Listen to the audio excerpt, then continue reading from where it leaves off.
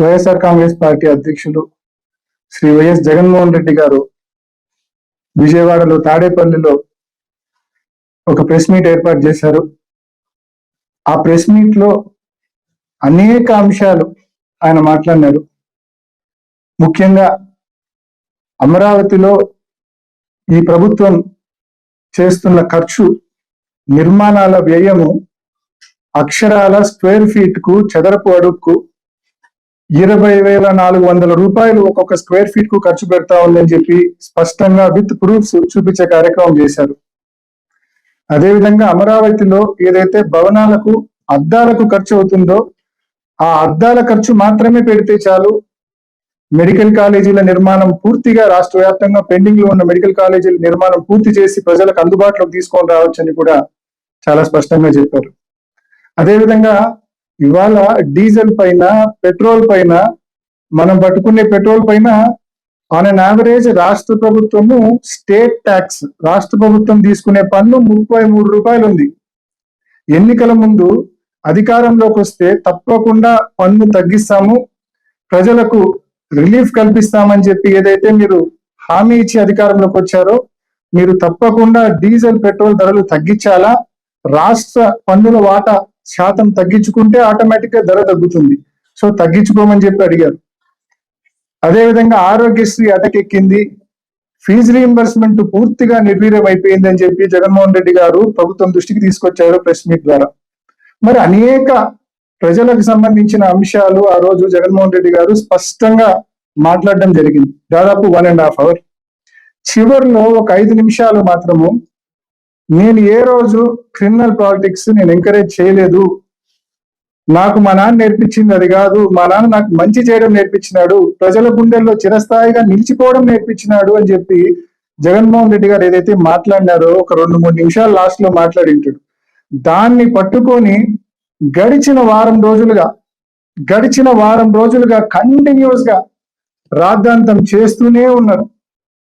ముఖ్యమంత్రి గారితో మొదలుపెట్టి ముఖ్యమంత్రి, అది కూడా ఎందుకు జగన్మోహన్ రెడ్డి గారు చెప్పారంటే, ఇటీవల కాలంలో గడిచిన కొన్ని వారాలుగా ముఖ్యమంత్రి గారు చీటికి మాటికి ఏ బహిరంగ సభకి వెళ్ళినా కూడా గొడ్డలి పార్టీ అని చెప్పి మా పార్టీని సంబోధిస్తూ వస్తున్నాడు. సో దానికి కౌంటర్ గా జగన్మోహన్ రెడ్డి గారు ఒక 3 నిమిషాలు ఎక్స్ప్లెనేషన్ ఇచ్చినాడు. ఈ వారం రోజులుగా ముఖ్యమంత్రి గారితో మొదలుపెట్టి మంత్రులు, వాళ్ళ ఎంపీలు, ఎమ్మెల్యేలు ప్రతి ఒక్కరు కూడా స్వర్గీయ రాజారెడ్డి గారిని విమర్శిస్తారు, స్వర్గీయ వైఎస్ రాజశేఖర రెడ్డి గారిని విమర్శిస్తారు. విమర్శించడం కూడా ఈ జిల్లాకు సంబంధించిన నాయకులు చేసిన విమర్శలు మనం చూసినాం. నిన్నటి రోజు మరి ఎమ్మెల్సీ రామ్ గోపాల్ రెడ్డి గారు పెట్టిన ప్రెస్ మీట్ మనం చూసినాం. అదేవిధంగా 3 రోజుల క్రితము బీటెక్ రవి గారు పెట్టిన ప్రెస్ మీట్ కూడా మనం చూసినాం. బీటెక్ రవి, రామ్ గోపాల్ కూడా కేవలం జగన్మోహన్ రెడ్డి గారు 1.5 hours పాటు ఎన్నో పబ్లిక్ ఇష్యూస్ గురించి మాట్లాడినాడు. వాటి గురించి ముఖ్యమంత్రి దగ్గర నుంచి ఇక్కడ ఉండే బీటెక్ రవి వరకు ఒక్కడన్నా కనీసం ఆన్సర్ ఇస్తున్నాడా? ఒక్కడు కూడా ఆన్సర్ ఇవ్వడంలా.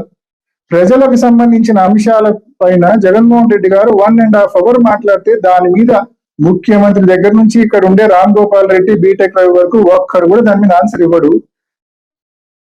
వేరాజ్ మీరు చేసిన పొలిటికల్ విమర్శకు ఏదైతే ఖండించినామో, ఏదైతే ఎక్స్ప్లెనేషన్ ఇచ్చినామో దాని గురించి ఒక వారం రోజుల పాటు ఇష్టం వచ్చినట్టు విమర్శలు, కేవలం డైవర్షన్ పాలిటిక్స్.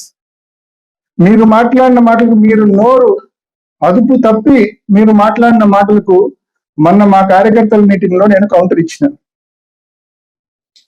ఇది వాస్తవానికి జగన్మోహన్ రెడ్డి గారు మాట్లాడిన మాటల్లో తప్పేముంది? ఈ మాటలు జగన్మోహన్ రెడ్డి గారే కాదు, స్వయంగా బీటెక్ రవి గారే అన్నారు గతంలో. ఆయన అటువంటి ఆలోచనలు చేస్తే ఒక అర్ధ గంట కూడా నేను బతికున్నానని చెప్పి ఆయనే అన్నాడు బీటెక్ రవి గారు. సాక్షాత్తు మీరే వినండి. జాగ్రత్తగా ఉండు అంటారు. నేను ఏమని చెప్పి అంటే వాళ్ళకు అవతల అపోనెంట్ ముఖ్యమంత్రితో నేనేం జాగ్రత్తగా ఉండాలా? అతను అనుకుంటే ఏ క్షణంలో అతను మనసు పెడితే ఒక 1/2 hour నేనున్నాను. ఓకే, దానికి ప్రిపేర్ అయి ఉన్నారు, ప్రిపేర్ అయి ఉందా? అతను ఆ ఆలోచన అతనికి రాకూడదు. వస్తే అంటే ఇప్పుడు ఫ్రాంక్లీ స్పీకింగ్ మీ జోలికి వచ్చే ఆలోచన అతనికి రాకూడదని మీరు దేవుడిని కోరుతారు. అంతే కదా. ఇదే మాట కదా బీటెక్ రవి గారు చాలా స్పష్టంగా చెప్పినారు. మర్చిపోయినాడు అనుకుంటా ఈ మాటలన్నీ కూడా. జగన్మోహన్ రెడ్డి గారు అటువంటి ఆలోచనలు చేయలేదు కాబట్టి ఈయన లాంటి వాళ్ళు ఇంత ప్రశాంతంగా నోటికి వచ్చినట్టు స్థాయి కూడా చూడకుండా మాట్లాడుతూ ఉన్నారు.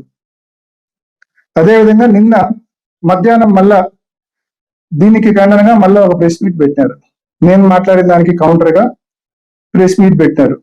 ప్రెస్ మీట్ పెట్టి అనేక విమర్శలు, అనేక క్యారెక్టర్ అసాసినేషన్ తో కూడిన విమర్శలు చేసినారు.